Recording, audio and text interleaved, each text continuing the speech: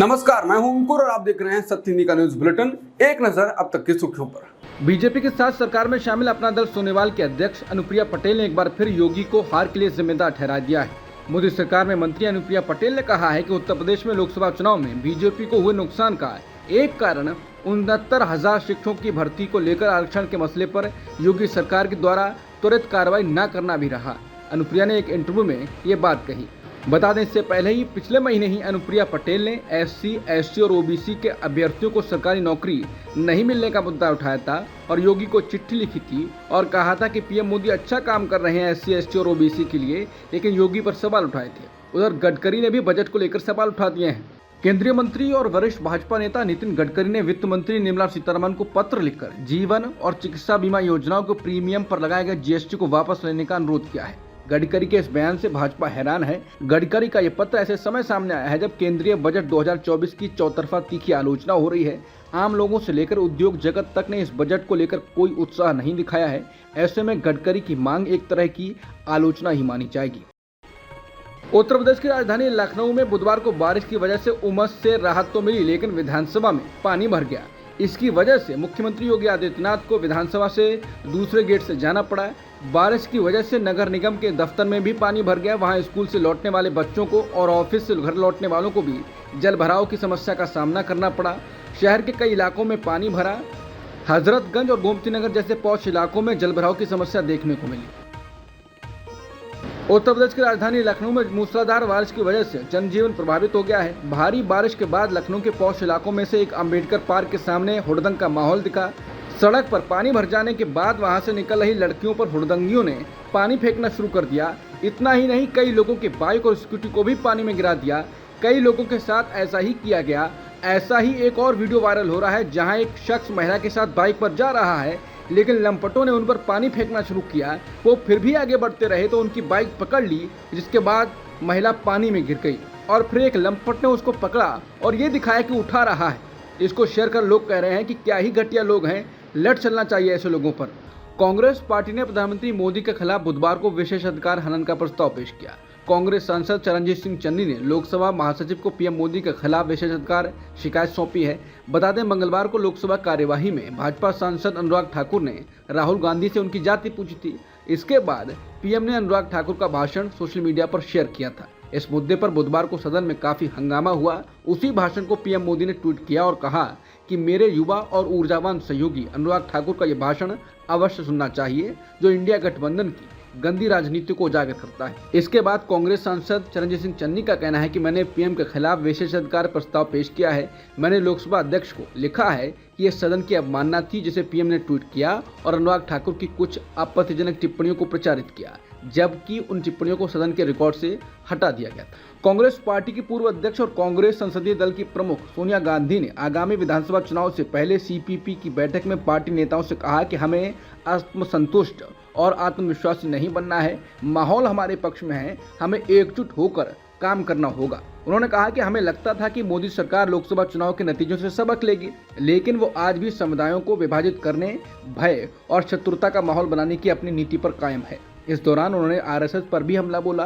उन्होंने कहा कि आरएसएस खुद को एक सांस्कृतिक संगठन कहता है, लेकिन पूरी दुनिया जानती है कि वो बीजेपी का राजनीतिक और वैचारिक आधार है। लोकसभा में मंगलवार को बीजेपी सांसद अनुराग ठाकुर के जाति पर दिए गए बयान की चर्चा आज भी जारी है। समाजवादी पार्टी अध्यक्ष और सांसद अखिलेश यादव ने संसद के बाहर बुधवार को कहा कि जाति का सवाल कोई नया नहीं है और इसका सवाल बहुत पुराना है। एक समय यूपी के सदन में ऐसा आया था, यहाँ शूद्र को लेकर चर्चा शुरू हो गई थी। मैं जब मंदिर के दर्शन करने गया तो कुछ ऐसी ताकतें थीं जो नहीं चाहती थीं कि मैं हवन पूजन करूं। उन्होंने कहा कि मैं वो दिन नहीं भूल सकता हूं जिस दिन मुख्यमंत्री आवास को गंगा जल से धोया गया था। किसी मुख्यमंत्री के घर को गंगा जल से कैसे साफ किया जा सकता है? लोकसभा चुनाव में मैंने मैनपुरी में देखा था कि प्रतिमा को धोया गया था। कन्नौज के जिस मंदिर में मैं पहली बार चुनाव जीत कर गया था, वहां से लौटने के बाद उस मंदिर को धोया गया था।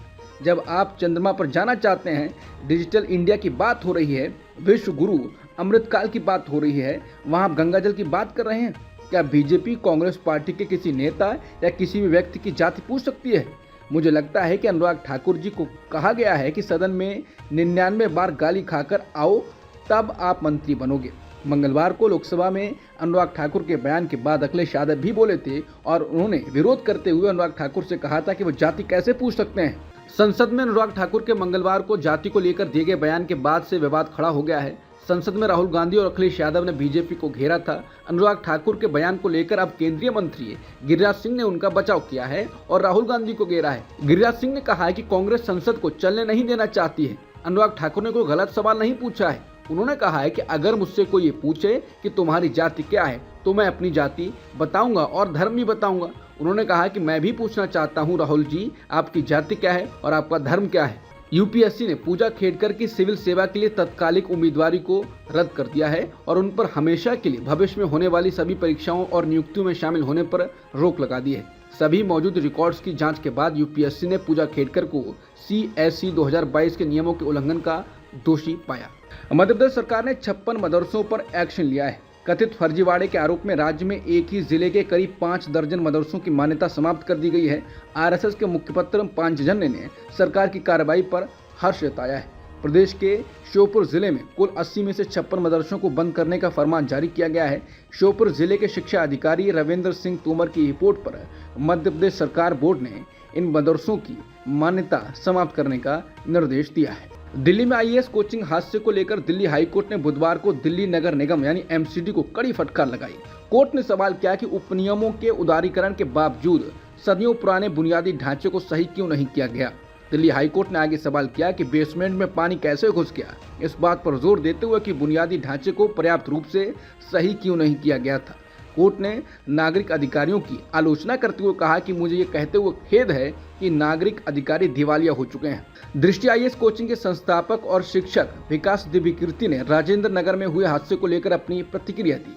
उन्होंने कहा है कि कह सकते हैं कि हमसे चूक हुई है, लेकिन वो चूक ऐसी नहीं थी कि हमारी नीयत खराब थी। बता दें, दिल्ली के राजेंद्र नगर स्थित एक कोचिंग संस्थान के बेसमेंट में शनिवार शाम को पानी भरने से 3 छात्रों की मौत हो गई थी, जिसके बाद छात्र दृष्टि IAS कोचिंग और उसके संस्थापक विकास देवकीर्ति के घर के बाहर भी प्रदर्शन कर रहे थे। सोशल मीडिया पर इसको लेकर मुहिम भी चलाई जा रही थी। दृष्टि IAS कोचिंग के संस्थापक विकास देवकीर्ति ने ANI से बात करते हुए अपना पक्ष रखा। उन्होंने कहा है कि हमसे चूक हुई है, लेकिन ये चूक ऐसी नहीं थी कि हमारी नीयत खराब थी, लेकिन नियमों के स्तर पर हमसे चूक हुई है। उन्होंने कहा कि अगर हम दिल्ली की बात करें तो यहाँ पर 1000 से ज्यादा कोचिंग संस्थान हैं। किसी भी एक कोचिंग संस्थान के पास शिक्षण संस्थाओं के लिए जारी की जाने वाली फायर NOC नहीं है। उन्होंने कहा है कि जहाँ तक बात हमारे बेसमेंट की है, करोल बाग स्थित हमारी 4-5 बिल्डिंगों में से एक इमारत का बेसमेंट सील हुआ है। उन्होंने कहा है कि करोल बाग स्थित हमारे बेसमेंट को लेकर हमारे पास कमर्शियल अनुमति है। NOC में लिखा हुआ है कि उसमें ऑफिस चलाया जा सकता है और उसमें ऑफिस ही चलाया जा रहा था। हालांकि लोग अभी भी उनकी बातों से खुश नहीं हैं। यूपीएससी के नए चेयरमैन की जिम्मेदारी IAS अफसर प्रीति सूदन को दी गई है। प्रीति सूदन 1983 बैच की IAS अधिकारी हैं और वो इस जिम्मेदारी को 1 अगस्त 2024 से संभालेंगी। भारत के कार्मिक मंत्रालय ने एक नोटिफिकेशन जारी कर बताया है कि 4 जुलाई को तत्कालीन चेयरमैन मनोज सोनी ने राष्ट्रपति मुर्मू को इस्तीफा सौंपा था, जिससे स्वीकार कर लिया गया था। मनोज सोनी ने व्यक्तिगत कारणों से इस्तीफा सौंप दिया था। केरल के वायनाड में सोमवार और मंगलवार की दरमियानी रात हुए भूस्खलन में अब तक 158 लोगों की मौत हो चुकी है। राहुल गांधी ने कहा है कि प्रियंका और मैं भूस्खलन से प्रभावित परिवारों से मिलने और स्थिति का जायजा लेने के लिए कल वायनाड जाने वाले थे। हालांकि लगातार बारिश और खराब मौसम के कारण हमें अधिकारियों द्वारा बताया गया कि हम उतर नहीं पाएंगे। उन्होंने कहा कि मैं वायनाड के लोगों को आश्वस्त करना चाहता हूं कि हम जल्द से जल्द दौरा करेंगे। इस बीच हम स्थिति पर बारीकी से नजर रखना जारी रखेंगे और सभी आवश्यक सहायता प्रदान करेंगे। गृहमंत्री अमित शाह ने बुधवार को राज्यसभा में वायनाड भूस्खलन हादसे पर चर्चा के दौरान अपनी बात कही। उन्होंने केरल सरकार को लेकर कहा कि केंद्र सरकार ने राज्य सरकार को 23 जुलाई को ही प्राकृतिक आपदा को लेकर आगाह कर दिया था। अमित शाह ने बताया कि 1 सप्ताह पहले ही बारिश और भूस्खलन का अलर्ट दे दिया गया था। इसके बाद भी उन्हें कई बार बताया गया था, लेकिन केरल सरकार ने चेतावनी को नजरअंदाज कर दिया और इस पर ध्यान नहीं दिया। पेरिस ओलंपिक में महिला बॉक्सिंग के 75 किलोग्राम वर्ग में भारत की लवलीना बोरगोहाई क्वार्टर फाइनल में पहुंच गई हैं। राउंड ऑफ 16 में लवलीना नॉर्वे की सुनिवा हॉफस्टेड को 5-0 से हराकर क्वार्टर फाइनल में पहुंची। टोक्यो ओलंपिक 2020 में लवलीना ने 69 किलोग्राम भार वर्ग में कांस्य पदक जीता था। क्वार्टर फाइनल में लवलीना का मुकाबला रविवार को अब चीन की लीचियान से होगा। भारत के बैडमिंटन खिलाड़ी लक्ष्य सेन पुरुष एकल मुकाबले में इंडोनेशिया के जोनाथन क्रिस्टी को 21-18, 21-12 से हराकर राउंड ऑफ 16 में पहुंच गए हैं। BWF वर्ल्ड रैंकिंग में क्रिस्टी चौथे पायदान पर हैं, जबकि लक्ष्य सेन की रैंकिंग 22 है। लक्ष्य सेन ने लगातार 2 मैचों में जीत दर्ज की है, जिसके बाद वो एल ग्रुप में शीर्ष पर हैं।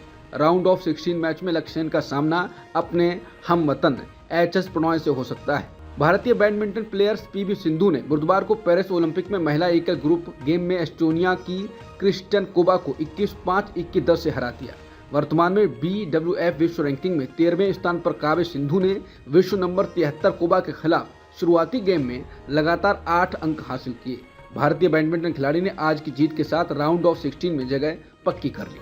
पेरिस ओलंपिक की पदक तालिका में 7 गोल्ड मेडल के साथ जापान शीर्ष पर है। हालांकि संयुक्त राज्य अमेरिका के पास सबसे अधिक 26 मेडल हैं, वहीं भारत के खाते में अभी तक सिर्फ 2 पदक आए हैं। पेरिस ओलंपिक में स्वर्ण, रजत और कांस्य मिलाकर अब तक सबसे ज्यादा मेडल संयुक्त राज्य अमेरिका ने जीते हैं।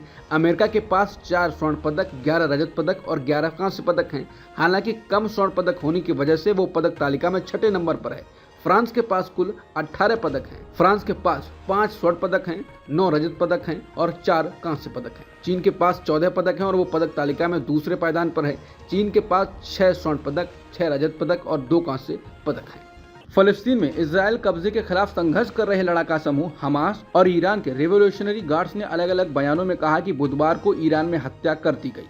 हमास ने हानी एह की शहादत पर शोक जताया। हमास ने कहा कि तेहरान में संगठन प्रमुख के आवास पर एक विश्वासघाती जायोनी हमला हुआ, जिसमें वो मारे गए। हानी एही मंगलवार को सार्वजनिक रूप से ईरान के नए राष्ट्रपति के शपथ ग्रहण समारोह में शामिल हुए थे। ईरान के राष्ट्रपति मसूद पेजेश्कियान ने कहा है कि वो ये सुनिश्चित करेंगे कि इजरायल को हनिया की कायरतापूर्ण हत्या के लिए पछताना पड़े। मसूद ने यह भी कहा कि ईरान अपनी क्षेत्रीय अखंडता और सम्मान की रक्षा करेगा। समाचार एजेंसी AFP के मुताबिक मसूद ने हनिया को एक बहादुर नेता बताया। वहीं ईरान के सर्वोच्च नेता अयातुल्लाह अली खामेनी ने भी कहा कि हनिया की मौत का बदला लेना ईरान का फर्ज है। अब तक की सुर्खियों में इतना ही। बाकी खबरों के लिए बने रहिए सत्यहिंदी.com के साथ।